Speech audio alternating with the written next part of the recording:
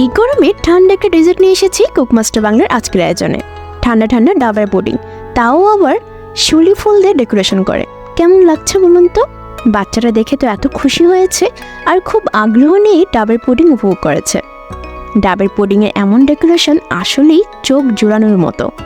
অতিথি আপ্যায়নে বা ঘরোয়া অনুষ্ঠানে এমন একটা ডেজার্ট টেবিলের সৌন্দর্যকে আরও বাড়িয়ে দেবে। বানানোটাও কিন্তু খুবই সিম্পল, অল্প কিছু উপকরণ দিয়েই বানিয়ে নেওয়া যায়। Hello everyone, this is Aninna from Cookmaster Bangla. আজকে আপনাদের সাথে শেয়ার করব ঠান্ডা ডেজার্ট ডাবের পুডিং। খেতে অসম্ভব মজার, এক কথায় প্রাণ জুড়ানোর মতো। তাহলে চলুন শুরু করি আজকের ডেজার্ট রেসিপি। ডাবের পুডিংয়ের জন্য একটা ডাব নিতে হবে।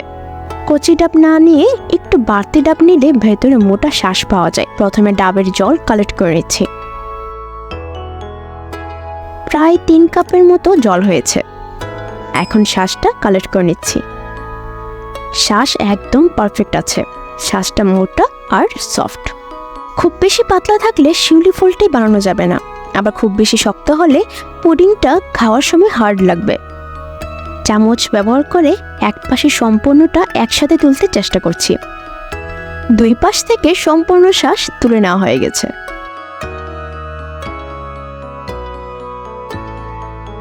শিউলি ফুলের এই কাটারগুলোকে নিয়েছি শিউলি ফুলের শেপ দেওয়ার জন্য।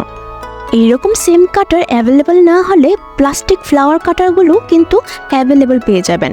মূলত ফ্লাওয়ার ব্যবহার পুডিং সুন্দর দেখানোর জন্য ব্যবহার করছি, তাই ছুরির সাহায্যে নিজের পছন্দ মতো ফুল বানিয়েও ব্যবহার করতে পারবেন।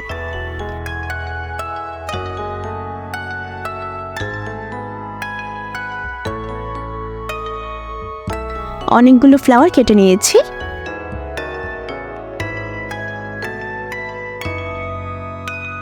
এখন ফ্লাওয়ারে অরেঞ্জ কালার ডাটার জন্য নিয়ে নিয়েছি গাজর।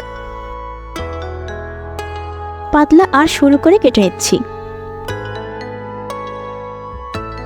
একটা শিউলি ফুলে ডাটা যতটুকু পরিমাণ থাকে ততটুকু আন্দাজ করে কেটে নেবেন।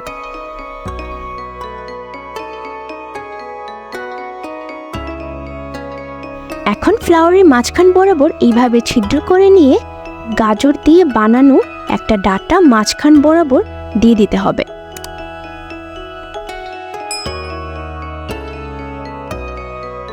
বাস রেডি আমাদের শিউলি ফুল।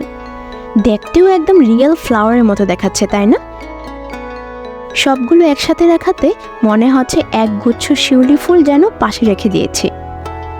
বাস, ফ্লাওয়ার রেডি।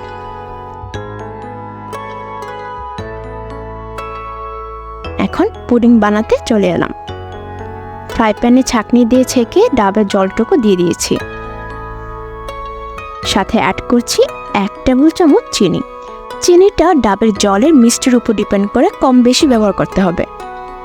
1.5 চামচ আগার আগার পাউডার দিয়ে দিয়েছি। এখন চুলা অন করে আগার আগার পাউডার জলের সাথে ভালো করে মিশিয়ে নিতে হবে।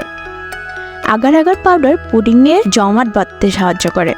2 কাপ জলের জন্য 1 চামচ আগার আগার পাউডার, এই মাপটা ঠিক রাখলে পুডিংটা দেখবেন খুব সুন্দরভাবে সেট হবে। অনেকক্ষণ ধরে জাল দিতে হবে না, বলক উঠে আসলেই নামিয়ে ফেলতে হবে। বলক উঠে গেছে। যেই পাত্রে পুডিং সেট করব সেই পাত্রে ঢেলে রাখছি।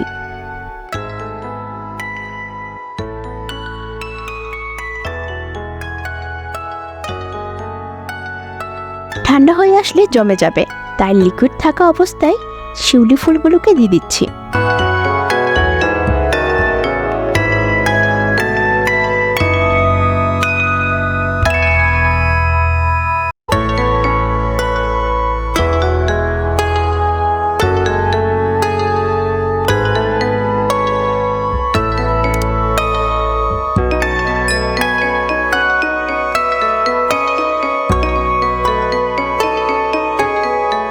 কি সুন্দর লাগছে, তাই না? অনেকটা জমাট বেঁধে গেছে। এই অবস্থায় ফ্রিজে রেখে দিচ্ছি 2 ঘন্টার জন্য।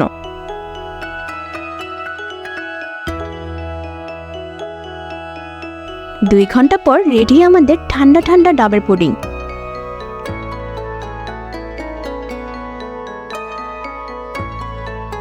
টেস্ট আর লুকের কম্বিনেশনে অসাধারণ এই ডাবের পুডিং আপনাদের কেমন লেগেছে আমাকে কিন্তু কমেন্ট করে জানাবেন।